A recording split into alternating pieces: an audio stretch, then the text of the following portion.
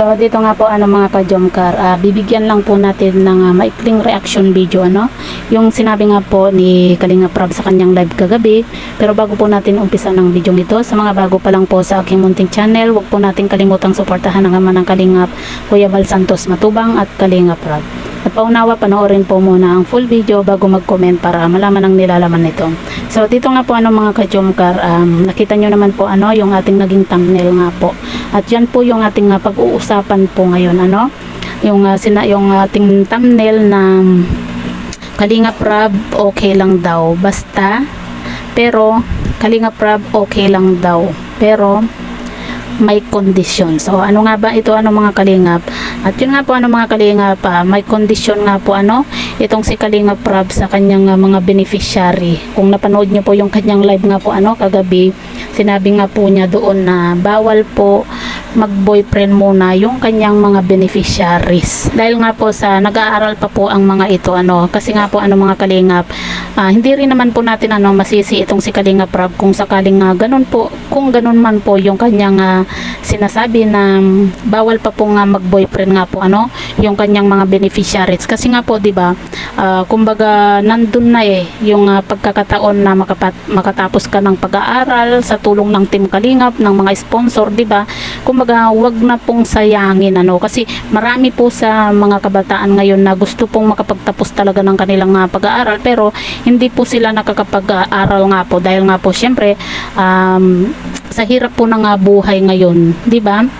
Kaya maswerte po yung mga beneficiaries nga po ni Kalingap Rab dahil nandyan po ang Team Kalingap, ang mga sponsor na tumutulong po sa kanila para maabot po nila yung kanilang mga pangarap nga po At yun nga po, sabi nga po ni Kalingap Rab na kumaga bawal pa po mag-boyfriend kasi baka mamaya mapabayaan po ng mga beneficiaries yung kanilang pag-aaral kasi meron na po silang boyfriend. Kumaga mas focus sila doon sa kanilang pakikipag-boyfriend nga po Pero yun nga po mga Kalingap, mga ka-Jomcar meron po kasing mga nagko-comment din na paano daw po kung sagutin na po ni Carla itong si Jomar nga po At ang sabi naman po ni Kalingap Rab mga Kalingap, kumbaga okay lang naman po na mag-boyfriend pero may condition at yun po ay yung maging mataas po yung kanilang grades nga po yung sa first sem, second sem, yung mga ganyan nga po 'di ba, na kahit na meron po silang boyfriend, makipag-boyfriend po sila, basta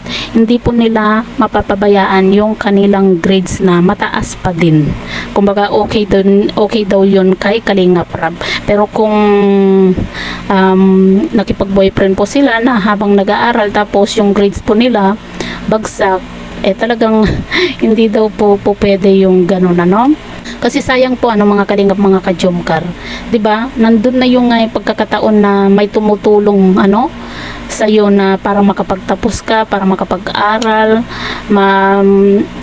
tupad mo yung mga pangarap mo, 'di ba? Yun lang naman po mga Kalingap, mga ka-Jomcar, ang condition nga po ni Kalingap Rab sa kanyang mga beneficiaries na kung sakasakali man po na makipag-boyfriend sila, kumbaga hindi sila makapaghintay na makatapos sila ng kanilang pag-aaral. Kasi may nagsasabi po kasi na doon sa comment nga po na sinasabi na ay ang tagal pa pala bago sagutin itong si Jomar, bago sagutin itong si ganito, ganyan, 'di ba?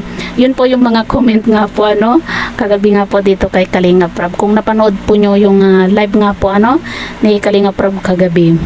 At yun lang naman po mga Kalingap, mga ka-Jomcar, yung kondisyon ni Kalingap Rab, yung kahit na makipag-boyfriend po sila, basta wag po nilang pabayaan yung kanilang grades na makikita pa rin ni Kalingap Rab na matataas po yung grades kumbaga sa kanya okay lang po yung ganun. Pero kung makikita po ni Kalingap Rab na habang nag-aaral tapos meron nakipag-boyfriend sila tapos yung kanilang grades kumbaga napapabayaan, kumbaga mababa yung ganyan, sayang din po kasi na kumbaga marami po yung naghahangad na matulungan din sila ng Team Kalingap Kumbaga sayang din po at nakakahiya po sa mga sponsor na nagbibigay po ng tulong po sa kanila para makapagtapos ng kanilang pag-aaral, tapos ganun lang, 'di ba? Kumbaga hindi nila seryosohin yung kanilang pag-aaral dahil meron na silang boyfriend, napapabayaan na nila yung kanilang pag-aaral, 'di ba? Sayang din naman po kasi yung ganun, ano, na opportunity na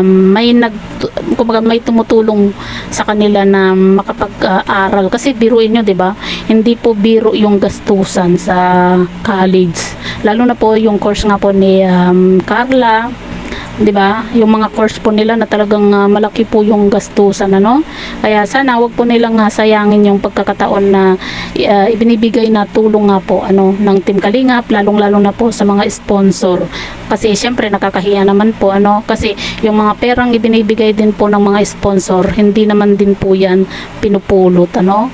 Kung pinagtatrabahuan din naman po nila yan para kahit papaano meron po silang kumbaga naibibigay na tulong, ano, sa taong gusto po nilang tulungan para lang makapag-aral. Kaya sana wag po nilang sayangin yung pagkakataon, ano, mga kalingap, mga kajomkar, na makapagtapos po sila ng kanilang pag-aaral nga po, ano. Kagaya na lang po nitong si Rose Ann nga po, ano, kumbaga yun nga, kagaya na yung maganda rin po yung sinasabi ni Kalingap Rab po, ano, sa kanyang live nga po kagabi, dahil kumbaga kung ano po yung talagang gusto mo na course, dapat yun talaga ang kukunin mo, hindi yung dahil nurse yung isa, gusto mong sama-sama kayo, 'di ba? Kumbaga nakikigaya ka na lang, ano? Kumbaga dapat kung ano po yung nasa puso mo talaga na gustong kunin, mas maganda po na yun po yung talagang course na kunin mo, hindi yung napipilitan ka lang, ano, dahil nga po para meron kang kasama, para kumbaga sama-sama kayo sa isang school, yung mga ganun, ano. Kasi kagaya ng sinabi nga po ni Kalingap Rab, no, napakaganda po ng sinabi ni Kalingap Rab, ano, mga kalingap, mga kajomkar, na hindi naman po forever na magkakasama kayo lagi, ano.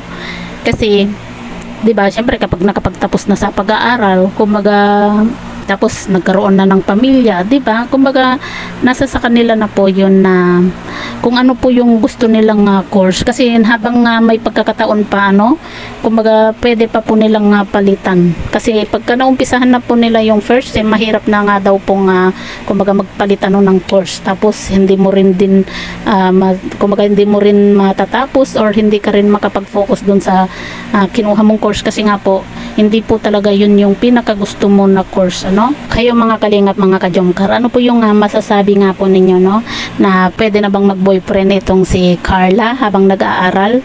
Basta wag niyang pabayaan yung kanyang pag-aaral nga po at maging mataas yung kanyang grades, or mag-focus muna siya sa kanyang pag-aaral hanggang makatapos po siya. So yan po, ano, mga kalingap, mga kajomkar, i-comment nyo lang po kung ano po yung masasabi nyo sa video ito at babasahin po natin isa-isa.